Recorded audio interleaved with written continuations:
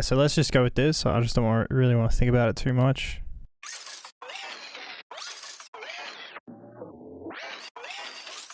So I've just gone in here and just added the default shapes. So I'm just gonna kind of like layer this, kind of like just like a noise layer.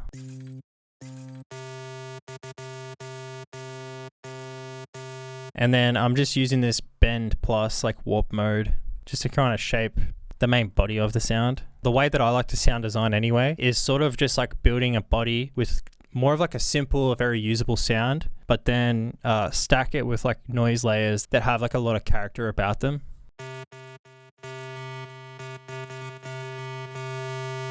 I just added a filter on there, and then I also resampled this, dumped it in here into the spectral mode, put it into unison, just with 3 voices, and then just some simple effects as well. I think we want something like pretty fast, so I'm gonna go like 180 or something. That'll do.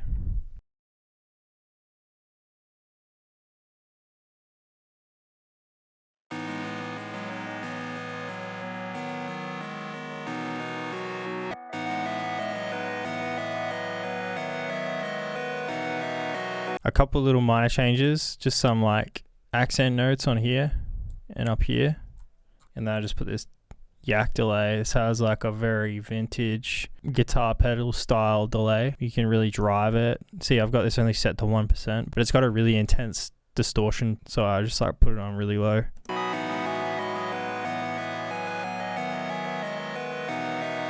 Oh, we just got it mixed in parallel, which is like half-half. I have the same principle for like every single beat. It's just about getting that main foundation just like really solid, and then you can build everything else around it, and it makes everything a lot easier. You can see this melody that we just made, it's got like great sound design, a good solid chord progression. It sort of has like those little accent notes that give it just a little bit of bounce. We've already got like a nice rhythm about it before we're even getting to the drums, and it makes it easier to find like those little pockets that we can use when we're making the drums.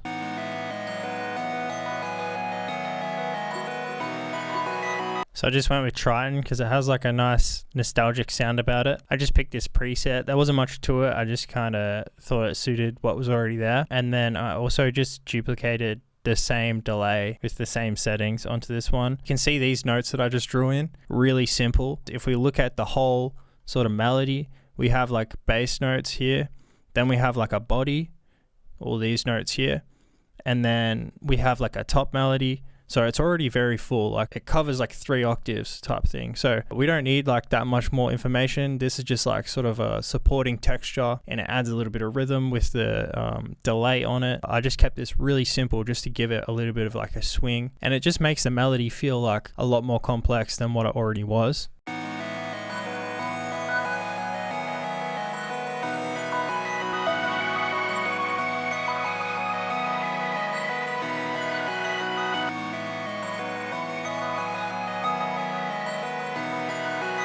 I just obviously automated these 2 parameters using the LFO. I went with like a separate LFO for both of them. Most of the melody was kind of like in the middle, and because this was like a pad or like string type instrument, it could be like a wide instrument, but then I thought it might even be more interesting if it sort of pans around. So I did that, and then I was just playing around with this pre-delay, and it kind of changed the pitch in a way when I would adjust it like while it was playing back. So I just wanted to automate that as well because I thought it sounded kind of cool. But yeah, this delay is really cool for like shoegaze type stuff. So if you're trying to make something like Deer Park, I'd recommend grabbing it.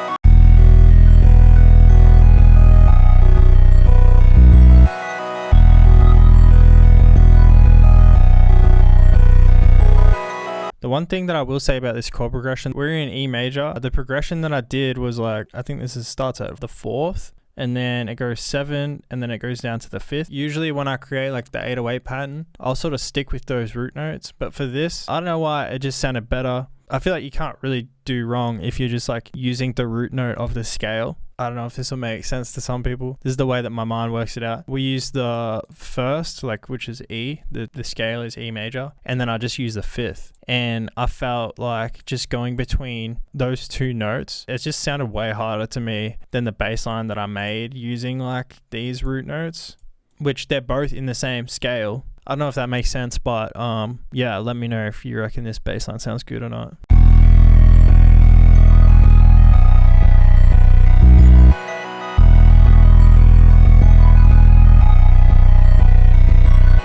I'll put this project file up on my Patreon if anyone's interested in the download. That's a really great way to support the channel. It includes my stash kit, which I made this whole beat with as well. Go check that out if you're interested. Also, if you like my beats, go check out my beat stars. I've just started uploading more beats on there. So yeah, thanks so much for watching, and I'll see you in the next video.